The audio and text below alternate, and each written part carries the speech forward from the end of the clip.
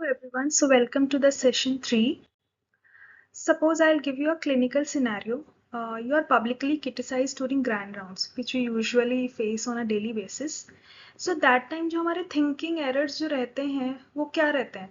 उस टाइम हमारे माइंड में आता है I'm a terrible doctor, everyone thinks I'm incompetent, मैं कभी भी अच्छा clinician नहीं बन पाऊंगा. I think I should quit medicine. Or in private colleges it seems like my parents wasted money on my education. I'm going to fail my exams and I'll never get a good fellowships like DEM, MCH. These type of thinking distortions or errors basically come into your mind. So in the today's session, we will talk about three things. That is the emotion regulation skills. Second, mindfulness techniques. And third is identify that thinking errors and reframe it. So here we started. Here I am, Dr. Suraksha. I am a hypothetical doctor and think of me as your own psychiatrist you wish you had in residency. And here I am to your rescue. So अगर हम बात करें what is the emotional reality of residency? Advocate sleep. ये तो कभी हमें मिलता ही नहीं है. Predictable stress. Your stress is chaotic. Recovery time भी हमारे पास नहीं होता. Sense of control. जो सिस्टम ही रिमूव कर देता है. Social support, and we are too busy for it that we do not have a social support. So basically suppose if a patient came to you, a diabetic patient with a high blood sugar level, so saying alone that only eating better or lifestyle modification will work, it will not work.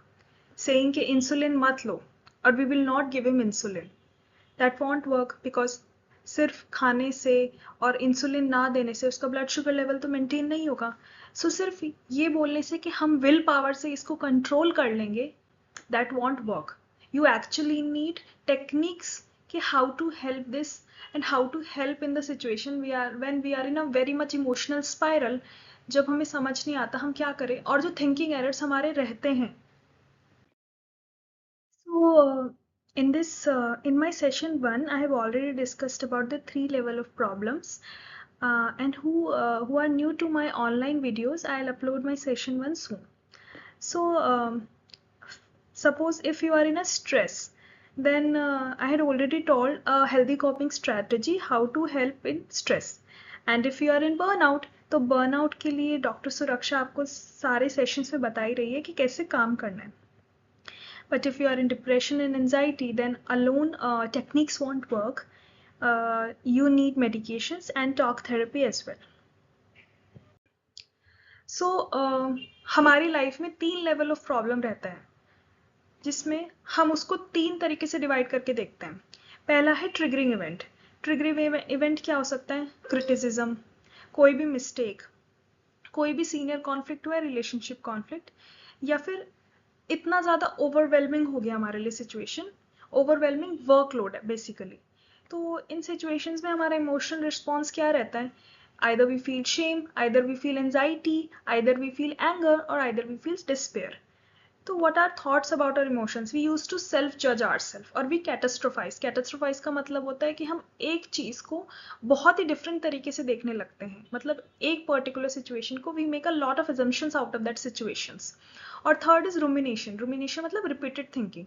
So what we usually do, हम जो पहला वाला stage है that is triggering event, उसको control करने की कोशिश करते हैं. पर क्या वो हम कंट्रोल कर सकते हैं?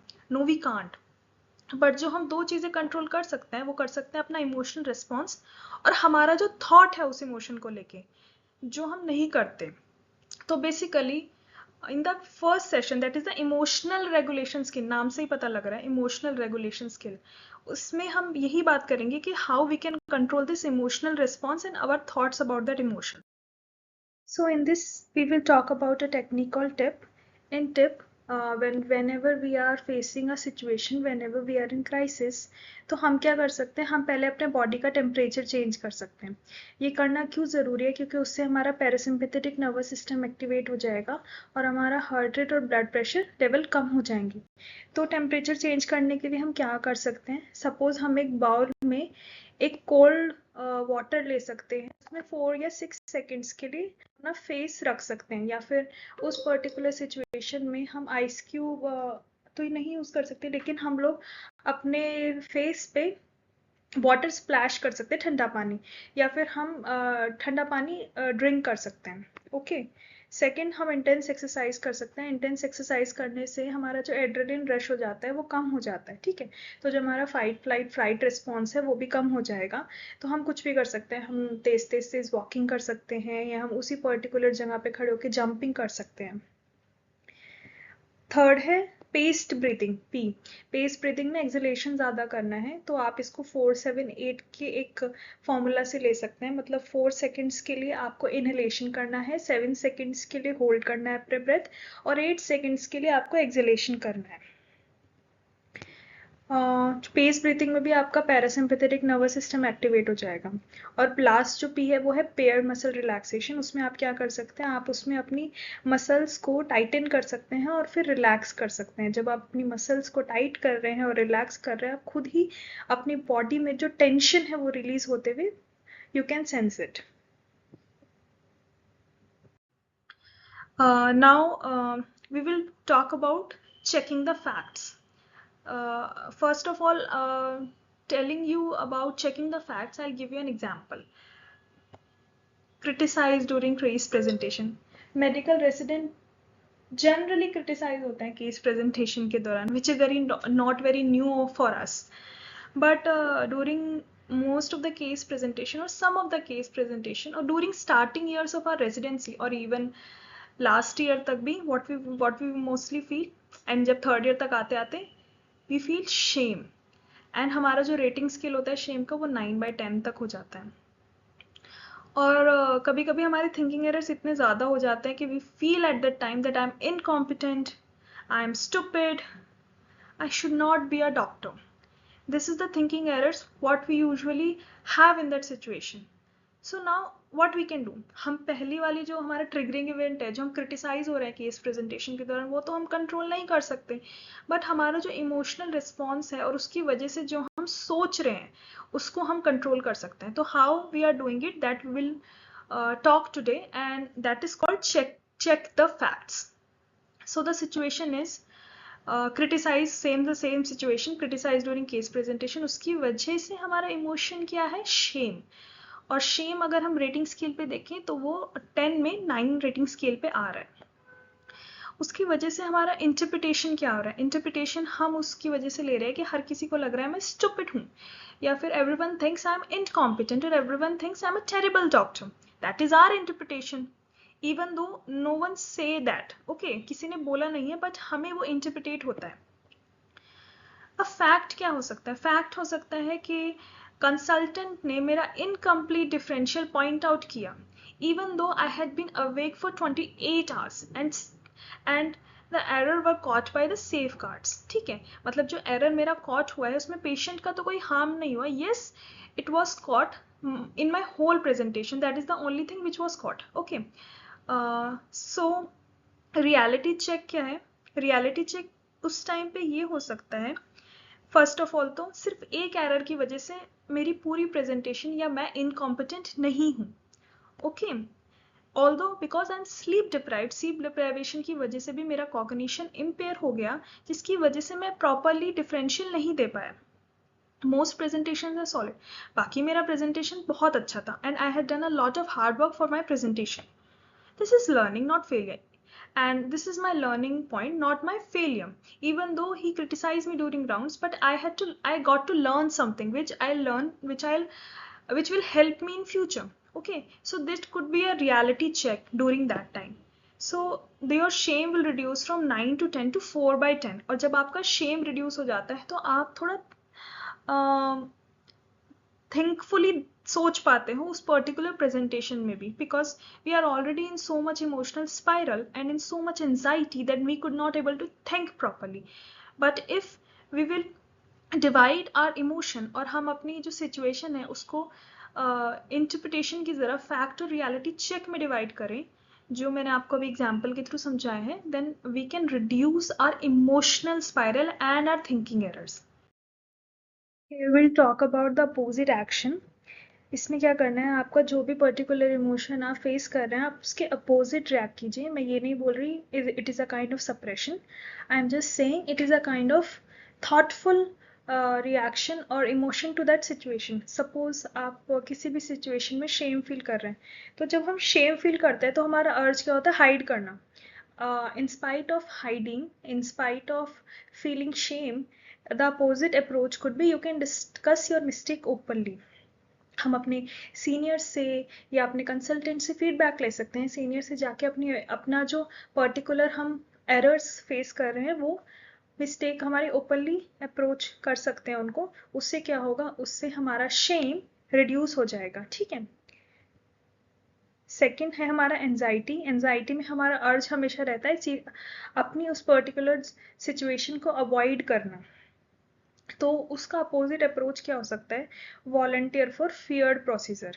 प्रैक्टिस रिपीटेडली, मतलब आप उस पर्टिकुलर जगह पे उसको रिपीटेडली प्रैक्टिस कर रहे हैं. मतलब you are exposing to that situation repeatedly, either avoiding to that situation. उससे क्या होगा, धीरे धीरे आपका जो एंजाइटी है वो एक्सटिंग्विश हो जाएगा. नोट हेयर, इतना भी ज़्यादा फ्लडिंग नहीं करना है कि मतलब इतना भी ज़्यादा उस सिचुएशन में अपने आप को अप्रोच नहीं रखना है कि आपका एंजाइटी बहुत ज़्यादा वर्सन हो जाए. For few minutes try to approach to that situation and every time increase the time limit. Third है डिप्रेशन. जब भी हम डिप्रेस फील करते हैं तो हमारा अर्ज होता है उस जगह से आइसोलेट हो जाना. Either isolating to that particular situation. Opposite approach ये होनी चाहिए कि हम उस सिचुएशन में एंगेज रहें. उस सोशल इवेंट को अवॉइड या आइसोलेट करने पे अपने आप को हम उस सोशल इवेंट में जाएं, एक्सरसाइज करें या फिर एक ट्रस्टेबल फ्रेंड को कॉल करें. उससे क्या होता है, हमारा मूड इम्प्रूव रहता है. एंगर में हमारा हमेशा अर्ज क्या रहता है, अटैक करने का. तो don't do this. Opposite approach क्या हो सकती है, be kind, speak calmly, validate their perspective. जो मैंने आपको सेशन 1 में स्टॉप अप्रोच में भी सिखाया था. And for those who are new to my online sessions, I will upload my session soon. तो स्टॉप अप्रोच से या फिर टिप्स से भी आपका जो एंगर है वो डिक्रीज हो सकता है.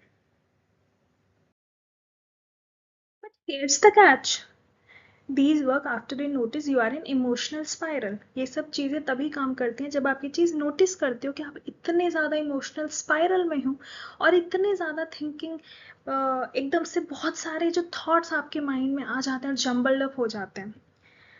पर अगर हम ऑब्जर्व करें ये थॉट्स बिना इन थॉट्स को कॉट हुए, मतलब what if you could observe your thoughts without getting caught in them.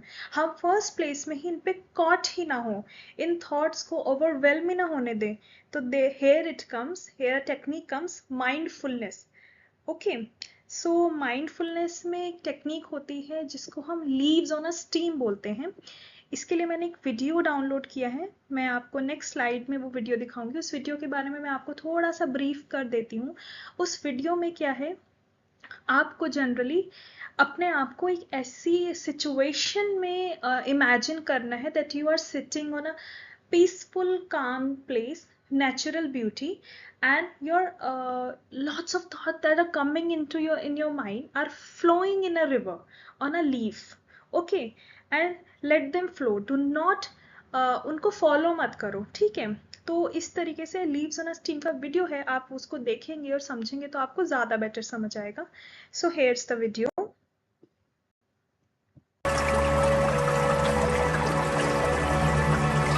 It can sometimes feel that our thoughts get the better of us.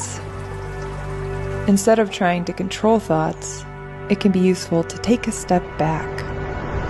One way to do this is to try a visualization technique called leaves on a stream. To begin, find a comfortable position and picture a stream.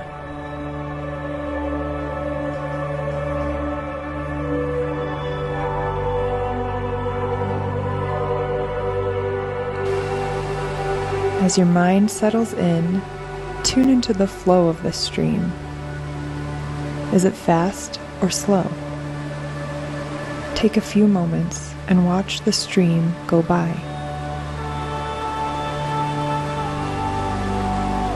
Envision leaves now floating on the surface. Watch them go by. Now, imagine placing a thought on a leaf and watch it go by. As each thought comes up, place it on a leaf and let it go by.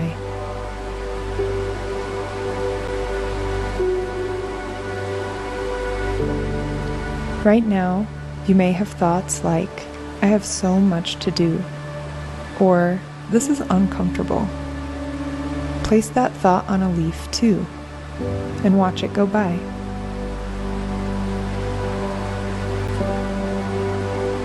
Allow the stream to flow at its own pace. Some leaves go by quickly. Some get stuck or take their time. There's no need to force them along.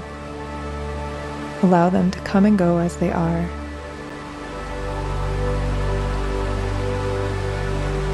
When you find yourself away from the stream or caught on a leaf heading down the stream, invite yourself to return.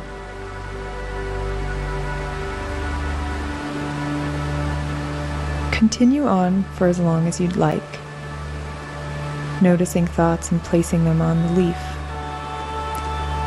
And pay attention to how it feels to watch your thoughts go by instead of following them down the stream.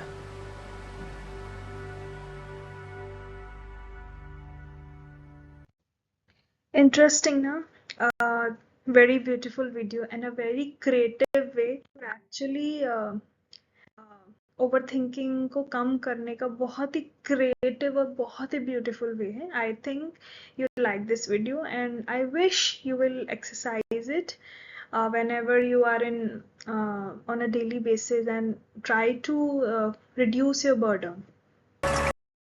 So now we will talk about the thinking errors. Thinking errors में हम cognitive distortion में जो मैंने आपको third technique बताई थी ना कि कैसे हमें अपने cognitive distortion आइडेंटिफाई करना है और उनको रीस्ट्रक्चर करना है, तो सबसे पहले ये जानना ज़रूरी है कि हमारे thinking errors होते क्या हैं. इनको हम साइकेट्रिक लैंग्वेज में cognitive distortions बोलते हैं. इनके अलग अलग नाम है पर मैं इजी वे में आपको समझाऊंगी. तो सबसे पहले jumping to worst outcome. Jumping to worst outcome में होता है ना कि हम बिना किसी सिचुएशन को एनालाइज किए और बिना किसी सिचुएशन को ये जाने कि एक्चुअली में ऐसा मतलब फ्यूचर को एनालाइज कर लेना पहले ही कि नहीं अभी गलत हुआ है तो बाद में भी गलत ही होगा, अभी मैं फेल हुई तो आगे कैसे पास होंगी. ठीक है, तो jumping to a worst outcome because हमारा ब्रेन ना फिक्सेट होता है इन चीज़ों के लिए कि ओ माय गॉड अभी मैं फेल हो गई, आगे भी कैसे मैनेज करूंगी, है ना. Second is assuming you know what others are thinking, usually negative assumptions. ऐसे होता है ना कि if someone is looking us at मतलब वो हमें they are not looking us in a very friendly way और हमारी कुछ दिनों पहले उनसे लड़ाई हो गई. ठीक है, तो हमें ऐसा लगता है कि वो इंसान हमारे लिए एक एजम्पशन बना के बैठा है और वो हमारे बारे में ऐसा ही सोचता है, ऑल्दो हमने ये चीज़ कहीं से सुनी नहीं है. ठीक है, सेकंड हमें लगता है कि वो टीचर या वो कंसल्टेंट वो हमेशा हमें क्रिटिसाइज करता है तो वो हमें हेट करता है. ठीक है, जो हमारा नेगेटिव एजम्पशन है we never heard of it from that particular person. Okay, so these are the negative assumptions we usually make in our mind. Third is viewing everything in extreme, no middle ground. बहुत ज़्यादा सोचना किसी एक चीज़ को, इसको हम कैटास्ट्रोफाइजेशन बोलते हैं. कैटास्ट्रोफाइजेशन का मतलब होता है एक चीज़ को, एक छोटी सी चीज़ को पकड़ के उसके बहुत सारे थॉट थिंकिंग प्रोसेस बना लेना कि ये भी हो सकता है, ये भी हो सकता है, ये भी हो सकता है. मतलब कोई मिडल ग्राउंड नहीं है, या तो बहुत ज़्यादा बुरा है या बहुत ज़्यादा अच्छा है. कोई मतलब हर चीज़ एक्सट्रीम में है, कोई मिडल ग्राउंड नहीं है. एक इवेंट को ऑलवेज या नेवर, इसको हम ऑल और नन फिनोमेना बोलते हैं. जैसे कि अगर कुछ अच्छा हुआ तो हाँ सब अच्छा ही होगा. ठीक है, या फिर अगर कुछ बुरा हुआ मतलब एक छोटा सा इवेंट कुछ बुरा हो गया तो उसमें I always fail, I will never succeed, और I failed in exam. It is a kind of all or none phenomena. कोई इसमें भी कोई मिडिल ग्राउंड नहीं होता. तो these are the kind of thinking errors your brain generally have that cognitive distortion. So one more distortion, blaming yourself for things outside your control or assuming everything is about you. I think this is very explainable and very well written. मतलब अपने आप को blame करना उन चीज़ों के लिए जो आपके कंट्रोल में ही नहीं है, या फिर आपके आसपास जो भी हो रहा है उसको एज्यूम करना कि हर चीज़ आपके बारे में ही है. ठीक है. Next is believing something is true because you feel it's true. Okay, तो लॉजिकली और फैक्ट से सोचने की जगह हमें ऐसा लगता है कि ऐसा है, ऑल्दो हमने कहीं से सुना नहीं है, हमने देखा नहीं है. ठीक है, तो these kind of assumptions. Should statement मतलब if you are not first you are last, they ought to know better, I shouldn't have said that. मतलब using the should statement, I should be a good partner, I should be a good son, मतलब should state कि मुझे ये करना चाहिए था, I should be doing this, I should be a good doctor. Okay, तो ये जो should statements हम use करते हैं वो भी एक kind of cognitive distortion है. आगे मैं आपको situations भी दूंगी कि कैसे हम इन situations में how we are using this according to the situation, जो हमारा thought आता है और उसकी वजह से जो distortions identify हम कर मतलब उसकी वजह से जो हम सोचते हैं. तो I think that would be much easy for you to understand these distortions. So मैं ये बोलूँगी this isn't positive thinking, this is accurate thinking. Okay, तो जो मैं अब आपको बताने वाली हूँ वो मैं ये नहीं बोल रही कि नेगेटिव थिंकिंग है तो उसको पॉजिटिव थिंकिंग में बदलो. No, I am not going to say that. I am going to say that कि दिस इज एक्यूरेट थिंकिंग, मतलब जो एक्यूरेट है, लॉजिकली है, फैक्ट बेस्ड है. ठीक है, तो उसमें हम एक सिचुएशन रखेंगे. इसमें ये एक 5 कॉलम टेक्निक है. इस 5 कॉलम टेक्निक में फर्स्ट हम सिचुएशन रखेंगे, हमारा थॉट क्या है, उसका डिस्टॉर्शन क्या है, उसका evidence for that thought and against, and last is उससे हम एक बैलेंस थॉट कैसे बना सकते हैं. So now let's take an example for this 5 column technique. Suppose the situation is you are giving a central IV line, okay, and you could not able to do it. तो आपको automatic thought क्या आता है, everyone saw me as a failure, okay, so that is the automatic thought that come onto your mind. Now अब distortions क्या होंगे, मैं कभी नहीं कर पाऊंगा, एक्सट्रीम सोच लेना है, ऑल और नन फिनोमिना, मैं फेलियर हूँ, मैं एग्जाम में भी फेल हो जाऊंगा, एक प्रोसीजर की वजह से मेरा पूरा एंटायर करियर खराब हो जाएगा, everyone fail. So this is the cognitive disturbance that started coming into your mind. अब उससे एविडेंस क्या है फॉर, एविडेंस फॉर ये है कि मैंने 3 अटेम्प्ट्स लिए. ठीक है, senior did need to assist. Okay, मेरे सीनियर्स ने मुझे असिस्ट किया बाद में, उन्होंने मेरे 3 अटेम्प्ट्स लिए, देन मैं seniors came and he assist me. Then उसकी एनाटॉमी डिफिकल्ट थी, completed others procedure well this week. ठीक है, और मैंने लेकिन उसके अलावा जो भी completed किया, मतलब दूसरे जो काम कंप्लीट किए वो अच्छे से किए, और मैंने पूरे वीक में जो भी प्रोसीजर किए वो अच्छे से किए. तो इसमें एविडेंस फॉर क्या है कि मैंने 3 अटेम्प्ट्स लिए, that is the only thing you have done, and because of that आपका ये डिस्टॉर्शन आया. लेकिन उसके अगेंस्ट क्या है, अगेंस्ट ये है कि एक तो एनाटॉमी डिफिकल्ट थी उसकी, ठीक है, दूसरा तुमने और सारे जितने भी प्रोसीजर थे वो अच्छे से किए, बिना फेल हुए किए, और तुमने इस वीक में सारे प्रोसीजर अच्छे से किए. ठीक है, तो ये these are evidence for and evidence against.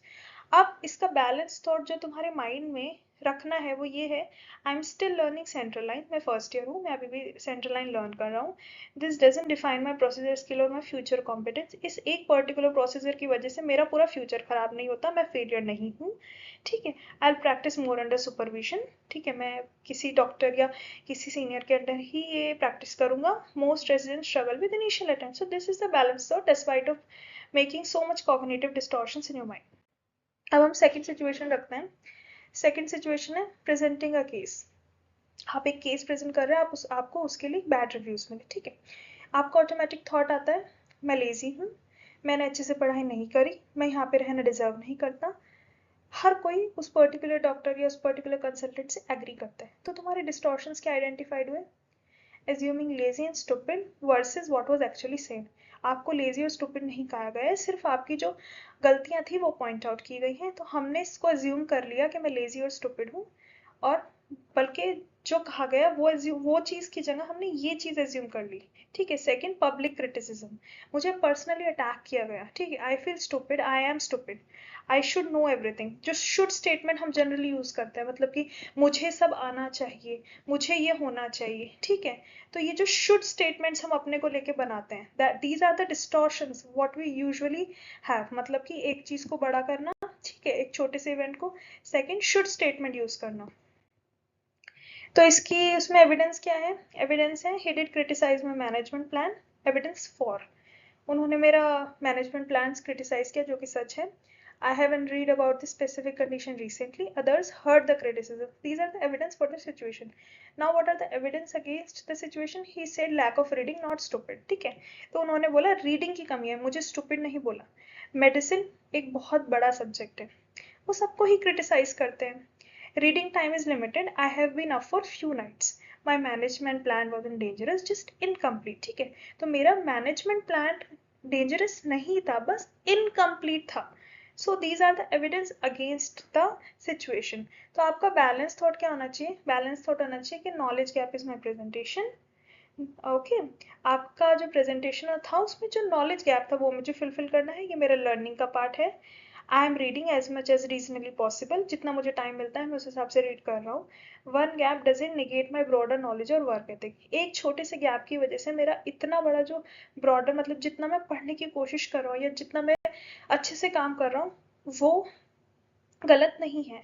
So this balance thought if you keep in mind, cognitive distortion अपने आप कम होने लगता है. सपोज फैमिली इवेंट है, ठीक है, तो what are the cognitive distortions? Oh my god, मैं अपनी फैमिली को टाइम नहीं दे पा रहा हूँ. वो मेरे बारे में सोचेंगे मैं बहुत सेल्फिश हूँ. शुड स्टेटमेंट, मुझे ये करना चाहिए था, मुझे वो करना चाहिए था. I should be responsible for not attending the party. I should be responsible for managing all the things. Okay, तो शुड स्टेटमेंट्स आने लगती है. I am not a good daughter or son. Okay, so what are the distortions here? I should be able to both perfectly, do both perfectly, मतलब मुझे दोनों काम अच्छे से करने चाहिए. अपना प्रोफेशनल पर्सनल लाइफ भी. I am a terrible partner. One decline even, मतलब मेरा रिलेशनशिप जा रहा है. I feel guilty, therefore I am wrong. So these are the distortion that actually came into your mind. So what are the evidence? I did decline the invitation. My partner was disappointed. I have been less available recently. These are four. कि मतलब मैंने invitation मना कर दिया, मेरा partner disappoint हो गया उसकी वजह से, और मैं कुछ टाइम से अवेलेबल नहीं हूँ. और अगेंस्ट क्या है उसका एविडेंस? Setting boundaries. बाउंड्रीज तो हमने नहीं बनाई, ठीक है. Physically present, mentally absent. ठीक है, अगर आप वहाँ पे होते भी तो आप फिजिकली प्रेजेंट होते, लेकिन मेंटली तो एब्सेंट रहते. Not rejection, just conflict. मना थोड़ी कर रहे हैं, रिजेक्ट थोड़ी कर, रिलेशनशिप खत्म थोड़ी हो रहा है, जस्ट एक कॉन्फ्लिक्ट है. ठीक है, तो इसमें आपका बैलेंस थॉट क्या होना चाहिए? I made a difficult choice to prioritise my wellbeing and exam preparation. This doesn't make me terrible. मैंने सिर्फ एक डिफिकल्ट चॉइस बनाई. मैंने अपने एग्जाम प्रिपरेशन और अपनी हेल्थ को प्रायोरिटी रखी, जो मुझे एक बुरा इंसान नहीं बनाता. Okay, it makes me someone who recognise my limits. मैंने अपनी बाउंड्री सेटिंग की है, ठीक है. I communicated my reasons. मैंने अपने रीजंस उन लोगों को पहले ही बता दिए थे. एक डिक्लाइन इवेंट मेरा पूरा रिलेशनशिप खराब नहीं करता है. मैं और कुछ मौके भी ढूंढ लूंगा जहाँ पे मैं दूसरे वीक में, जहाँ पे मैं ज़्यादा अवेलेबल हूँ या मेरा एग्जाम नहीं होगा, तो वहाँ पे I would able to make time for them.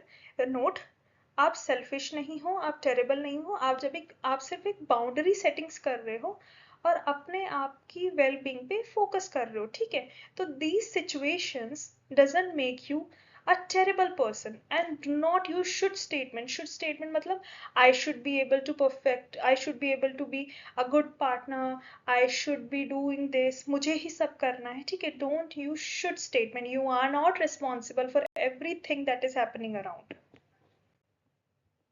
अच्छा, एक फ्रेंड टेस्ट लेते हैं. फ्रेंड टेस्ट मतलब अगर आपका कोई फ्रेंड सेम प्रॉब्लम के साथ आए तो आप उसको क्या सजेशन देते हो? अगर ये तीनों इवेंट्स में से आपका फ्रेंड किसी भी प्रॉब्लम के साथ आया तो आप उसको क्या सजेशन दोगे? बिग नो, है ना.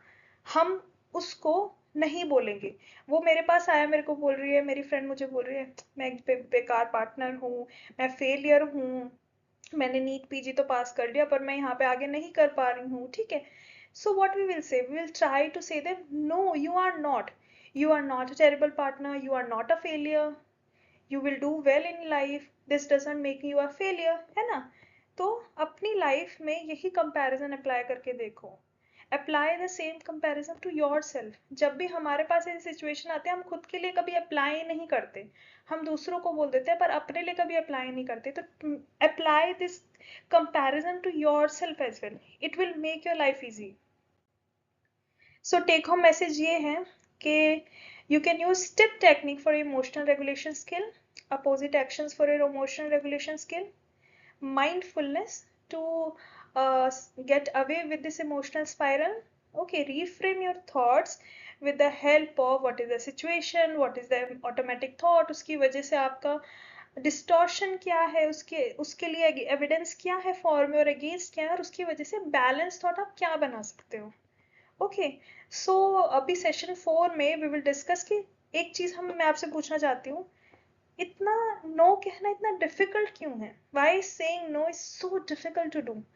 है ना, सबको लगता है कि ना कहना बहुत डिफिकल्ट हमें लगता है। तो हम लास्ट सेशन में यही पढ़ेंगे, learn to say no without feeling the need to explain yourself. Okay, so bye bye, we will meet in next session. Thank you.